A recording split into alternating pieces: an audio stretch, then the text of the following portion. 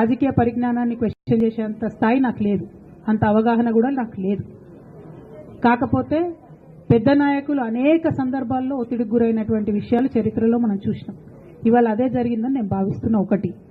రెండు, నేను ఈ లేఖ అనేటటువంటిది రిలీజ్ అయిన తర్వాత ఎప్పుడు కేసీఆర్ గారికి కొంచెం ఇబ్బంది జరిగినా, అది కాళేశ్వరం కమిషన్కి వారు పిలుపుకొచ్చినా, 2 సార్లు వారు యశోద హాస్పిటల్కి వచ్చినా, నా చిన్న కొడుకు అమెరికాకు తీసుకెళ్లే సందర్భమైనా నేనే వారి దగ్గర పోయినా. నాకేం బేషనే ఉంటుంది, ఆయన మా నాన్న కదా.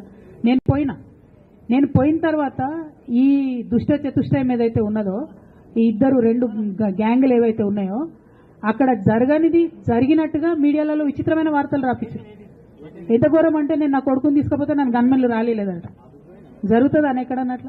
ఇటువంటివన్నీ మెయిన్ స్ట్రీమ్ పత్రికలు రాస్తాయి. మరి విచిత్రం నాకు అర్థం కాదు. మెయిన్ స్ట్రీమ్ పత్రికలు అనేటటువంటి ఇట్లాంటి వార్తలు మరి ఆడ ఎవరు లేని కూడా లేరు.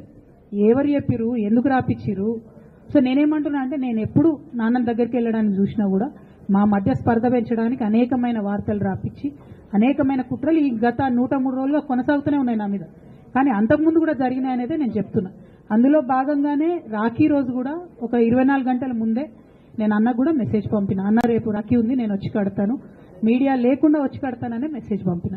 బట్ అన్న బిజీగా ఉండే ఎక్కడికి వెళ్ళిండ్రు, నేను అర్థం చేసుకున్నాను. అందుకే వెళ్ళి రాఖీ కట్టలేకపోయినాను. సో నేను నా వైపు నుంచి ఎక్కడ కూడా కమ్యూనికేషన్ చేయడానికి ప్రయత్నంలో లోపం జరగలేదు. అటువైపు నుండి కమ్యూనికేషన్ రాలేదు. నేను చెప్పాలనుకున్నవి, నేను ఎత్తుకున్న ప్రజా సమస్యలు ఈ 103 రోజులలో మీ ముందున్నాయి. అవి చేస్తూనే ఉన్నా. ఇక భవిష్యత్తుకు సంబంధించినటువంటి విషయం నేనేం ఆలోచించలేదు. ఎందుకోసం అంటే, నిన్న నోటీస్ రావడం అనేటటువంటిది డెఫినెట్గా నేను కొంచెం బాగా బాధపడ్డా. నాకెందుకు నోటీస్ వస్తుంది, మరి నా లేఖ లీక్ అయింది, లీక్ చేసింది ఎవరు అంటే, చేసినటువంటి వ్యక్తుల మీద ఎందుకు విచారణ జరగలేదు అనేటటువంటిది ఖచ్చితంగా పార్టీ అంతర్గతంగా ఆలోచన చేసుకోవాలి. నేనైనా కేవలం నాన్న కోసమే వచ్చిన ఉద్యమాలకి. అందుకే మా కుటుంబం మీద కుట్ర. ఈ కుట్రను గమనించమనే నేను మా కుటుంబాన్ని కోరుతా ఉన్నా. ఇక పెద్ద సార్కు నీడలాగా సంతోష్ రావు గారు ఉంటారు.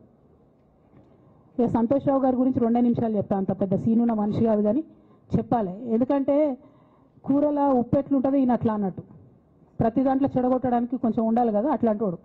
కాబట్టి చెప్పక తప్పదు ఈయన గురించి. చెప్పులో రాయి చెవులో జోరిగా అంటాం కదా, అట్లాంటి టైపు. కాబట్టి ఖచ్చితంగా చెప్పాలి.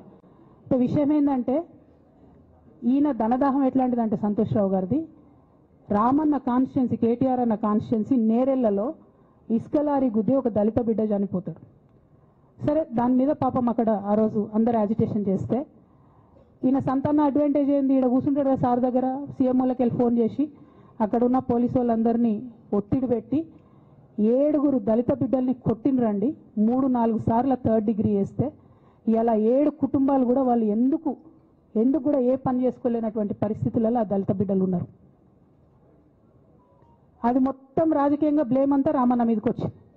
ధనదాహమేమో సంతన్నది, నేరం చేసిందేమో సంతన్న, వీడికెళ్ళి ఫోన్లు చేసి ఒత్తిడి చేసి కొట్టిపించిందేమో సంతన్న, చెడ్డ పేరేమో రామన్నకు వస్తుంది.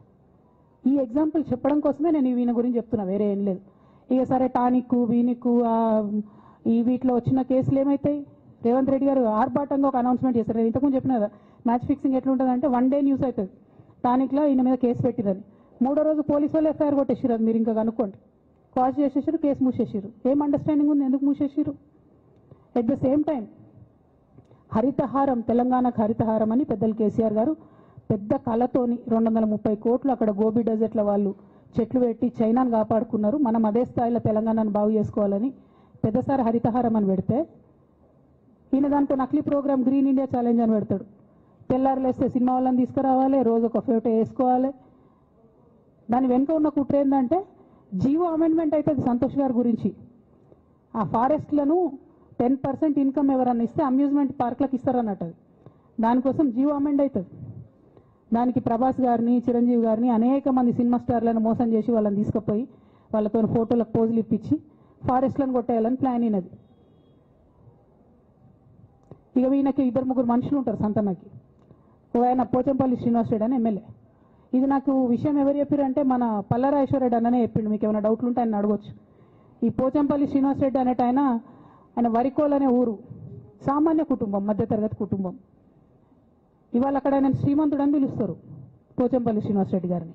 ఇక్కడ నాకు పల్లరాజేశ్వర రెడ్డి గారు చెప్పిన సమాచారం ప్రకారం మోకిల్లాలో mega Srinivas Reddy mega company ఉంది కదా, ఈ కాళేశ్వరంలో అవినీతి చేసిన mega company plus Pochampally Srinivas Reddy గారు కలిసి 750 కోట్ల విల్లా ప్రాజెక్ట్ చేస్తున్నారు మోకిల్లాల.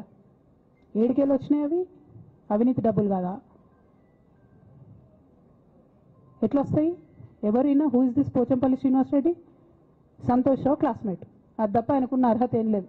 ట్రబుల్ షూటర్ అంటారు, ట్రబుల్ షూటర్ కాదు, ఈజ్ అ బబుల్ షూటర్. ఆయన ఏంటంటే ట్రబుల్ ఆయన్నే క్రియేట్ చేస్తాడు, చేసి నేనే సాల్వ్ చేసినట్టు నటిస్తాడు. నేను లేటెస్ట్ ఎగ్జాంపుల్ చెప్తా పట్టురు. నేను మొన్న దాసోజు శ్రవణ్ అన్న ఎలక్షన్ ఎమ్మెల్సీ ఎన్నికలలో బీఆర్ఎస్ పార్టీ డిసైడెడ్ ఒకటే క్యాండిడేట్ని పెడదామని. కానీ హరీష్ రావు గారు ఇంటర్నల్గా బీజేపీ వాళ్ళతో మాట్లాడుకొని ఏం చెప్తారంటే, మీ దగ్గర నుంచి ఒక క్యాండిడేట్ని ఇవ్వండి, నేను మామయ్యని కన్విన్స్ చేసి రెండో క్యాండిడేట్కి పెట్టిస్తా అంటే he wants to create a trouble. ఈ క్రైసిస్లో ఆల్రెడీ మన పార్టీలోకి వెళ్ళి 10 మంది ఎమ్మెల్యేలు వెళ్ళిపోయినాక, 38 మందిలో 10 మంది పోయినాక నువ్వు ఇంకో సెకండ్ క్యాండిడేట్ని పెడితే ఎంత కన్ఫ్యూజన్ అవుతుంది? ఎవరెవరు ఎటెట్ ఓట్లు వేస్తారు? అంటే హార్స్ ట్రేడింగ్కి ఈయన ట్రబుల్ షూటర్ గారు ట్రబుల్ని ఓపెన్ చేస్తారు అన్నట్టు. నాకెందుకో లక్కీగా ఒక బీజేపీ ఎమ్మెల్యే గారు ఫోన్ చేసి, అక్క మరి పెద్దసారి పర్మిషన్ ఉందా హరీష్ అని ఇట్లా అంటున్నారంటే, నేను డైరెక్ట్ పెద్దసారికే ఫోన్ చేసి నాన్న మరి ఇట్లా అంటున్నారు, మనం సెకండ్ క్యాండిడేట్కి పర్మిషన్ ఇస్తారంటే, nothing doing, only Shravan will get elected, ఎవరు చెప్పారు మీకు అన్నారు. అంటే నేను ఆ విషయం వెంటనే అటువైపు కన్వే చేసిన, లేదండి మాకు అట్లాంటి ఆలోచన లేదు. ఎందుకు ఈ రీసెంట్ ఎగ్జాంపుల్ చెప్తున్నా ఇవాళ అంటే, హరీష్ రావు గారు ట్రబుల్ క్రియేట్ చేసి ట్రబుల్ని మాఫీ చేసినట్టుగా ప్రయత్నం చేస్తారు. బీఆర్ఎస్ కార్యకర్తలందరికీ నేను నా తమ్ముళ్ళకి రిక్వెస్ట్ చేసి చెప్తున్నా, మా చెల్లెలకు రిక్వెస్ట్ చేసి చెప్తున్నా, మీకు పెద్ద స్థాయిలో జరిగే అన్ని విషయాలు తెలియకుండా అందరూ మన వెల్ విషయర్స్ అనుకుంటారు. అది మీ తప్పు కాదు, ఎందుకంటే కేసీఆర్ సార్ అంత ఓపెన్ మైండ్తో ఓపెన్ హార్ట్తో ఉంటారు కాబట్టి బీఆర్ఎస్లో అందరూ అట్లే ఉంటారు అనుకుంటారు. కానీ చాలా మందికి చాలా హిడెన్ ఎజెండాస్ ఉన్నాయి. ఒక పక్క కాంగ్రెస్తో కలిసి ఉన్నారు, ఇంకో పక్క బీజేపీతో మాట్లాడుతున్నారు, ఎటు ఎవరితో అవసరమైతే అటు మాట్లాడుతున్నారు. అదేవిధంగా 2018 ఎన్నికలలో హరీష్ రావు గారు 20-25 మంది ఎమ్మెల్యేలకు ఎన్నికలలో అడిషనల్ ఫండింగ్ ఇచ్చారు, పార్టీ ఇచ్చింది కాకుండా. ఏడుకేళ్ళు వచ్చినాయి హరీష్ రావు గారికి అన్ని డబ్బులు. 100% కాళేశ్వరంలో జరిగిన అవినీతి నుంచి వచ్చిన డబ్బులే. ఆయన ఆలోచన ఏం చేసిందంటే, ఏమన్నా కొద్దిగా అటు ఇటు అవుతుందేమో రిజల్ట్, నా దగ్గర ఎమ్మెల్యేస్ ఉండాలని ఆలోచన చేశాను. నీకు అసలు అట్లాంటి ఆలోచన ఎందుకు వచ్చింది? నేను కట్టప్పలాంటోని కేసీఆర్ గారి దగ్గర ఉండేటోని అంటావు కదా, నీకేం అవసరం వచ్చింది ఎమ్మెల్యేస్కి సపరేట్గా ఫండింగ్ చేయడానికి? ఎవరికి తెలియదు అనుకుంటారా? ఇది ఎవరు చెప్పారు అనుకుంటారా? ప్రతి ఒక్కరు చెప్తారు ఎమ్మెల్యేస్ ఓపెన్, నా పేర్లు కూడా తెలుసు, చెప్తే బాగుండదు, ఎమ్మెల్యేలు ఇబ్బంది పడతారు.